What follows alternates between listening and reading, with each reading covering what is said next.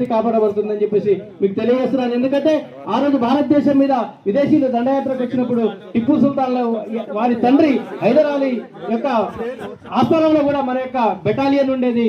అది ఒక గోర్ బెటాలియన్. అందుకే ఆ రోజు నుంచి భారతదేశంలో దక్షిణ భారతదేశంలో ఉన్న లంబాడీలు మాత్రమే నాయకులనే బిరుదుతో ఈ రోజు ఇప్పటికీ మనం పేర్లు పెట్టుకుంటా ఉన్నాం. కానీ ఉత్తర భారతదేశంలో ఉన్న బంజారాలు నాయక్ అనే పదాన్ని పెట్టుకోరని చెప్పేసి మీకు గుర్తు చేస్తా ఉన్నాను. ఎందుకంటే ఆ రోజు మన యొక్క బంజారాలు కింద కన్యాకుమారి నుంచి పైన కాశ్మీర్ వరకు ఉప్పు సరఫరా కూడా చేసేవాళ్ళు. అలాగే మొఘల్స్ల కాలంలో అలాగే కింద నిజాంల కాలంలో వారికి యుద్ధ సామాగ్రిని కూడా సప్లై చేసేవారని అన్న విషయాన్ని కూడా మనం గుర్తుంచుకోవాల్సిన అవసరం ఉందని చెప్పేసి తెలియజేస్తున్నాను. సద్గురు సేవాలాల్ మహారాజ్ చెప్పిన విధంగా గోరూట్ రావాల్సిన అవసరం ఉందని చెప్పేసి మనం గుర్తు చేసిపోయారు, కానీ మనం దాన్ని మర్చిపోతున్నామని చెప్పేసి నాకు అర్థమవుతా ఉంది. అలాగే గోరూట్ ఎందుకు చెప్పిపోయిందంటే నా యొక్క 7వ తరం వాళ్ళే ఈ యొక్క కార్యక్రమాన్ని మొదలు పెడతారని చెప్పడం జరిగింది. ఆ 7వ తరం వాళ్ళు ఇక్కడ కూర్చున్నారు.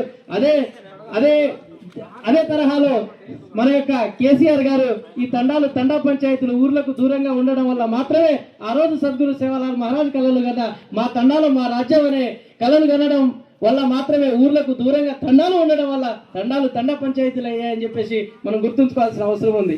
ఇలా ఊర్లలో మన గూడెంలు ఉన్నా కూడా ఇలా గూడెంలో సపరేట్ గా పంచాయతీలు ఇవ్వలేకపోతున్నారు. ఇలా ఆంధ్రాలో ప్రత్యేకమైన డిమాండ్ ఉంది, కానీ అక్కడ ఇవ్వలేకపోతున్నారు. కారణం ఏంటంటే మన యొక్క సెటిల్మెంట్లు దూరంగా ఉండడం వల్ల కేసీఆర్ గారు దాన్ని గుర్తించి మన యొక్క తండా పంచాయతీలు చేయడం జరిగింది.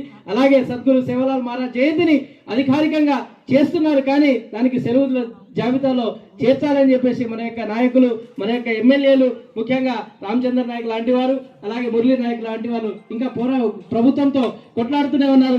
సద్గురు సేవాలాల్ మహారాజ్ జయంతి ప్రభుత్వ సెలవుల జాబితాలో చేర్చేంత వరకు మనం ఇలాగే యూనిటీగా ఉంటూ మన యొక్క సేవాలాల్ మహారాజ్ గారి ఏదైతే బోధనలు ఉన్నాయో ఆ బోధనలు తీసుకెళ్లాల్సిన అవసరం ఉంది. ఎందుకంటే గాంధీజీ చెప్పక ముందే భారతదేశానికి అహింసా మార్గాన్ని గాంధీజీ బోధించక ముందే అహింసా మార్గాన్ని బోధించిన మహాపురుషుడు సద్గురు సేవాలాల్ మహారాజ్.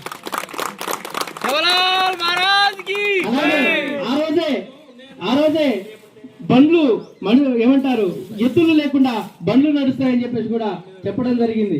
అలాగే మన యొక్క కింది నుంచి పైకి లగ్నీలు ఏదైతే మనం చేసినామో అవే ఈరోజు రైలు మార్గాలుగా అలాగే నేషనల్ హైవేలుగా రూపుదిద్దాయని చెప్పేసి తెలియజేస్తున్నాను. దానికి మనం గర్వపడాల్సిన అవసరం ఉంది.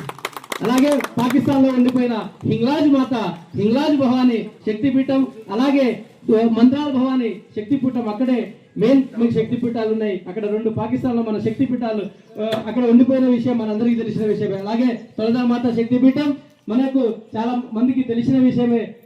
మన యొక్క శివాజీ మహారాజ్ గారు అక్కడ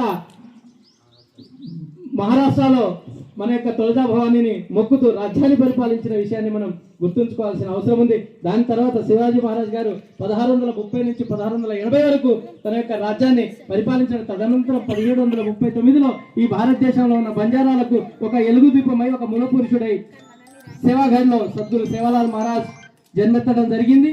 వారి తర్వాత తదనంతరం వారి యొక్క పూర్వీకులు ఈ రోజు మన యొక్క పోరాగఢ్లో శక్తిపీఠాన్ని రక్షిస్తూ వారి యొక్క జీవితాన్ని ఈ సమాజం కోసం వారి యొక్క పూర్వీకులు ఇప్పటికీ వారి యొక్క రక్త సంబంధికులు మన మధ్యలో కూడా ఉన్నారు. వారందరికీ వారి యొక్క కుటుంబాలకు వారి యొక్క వంశానికి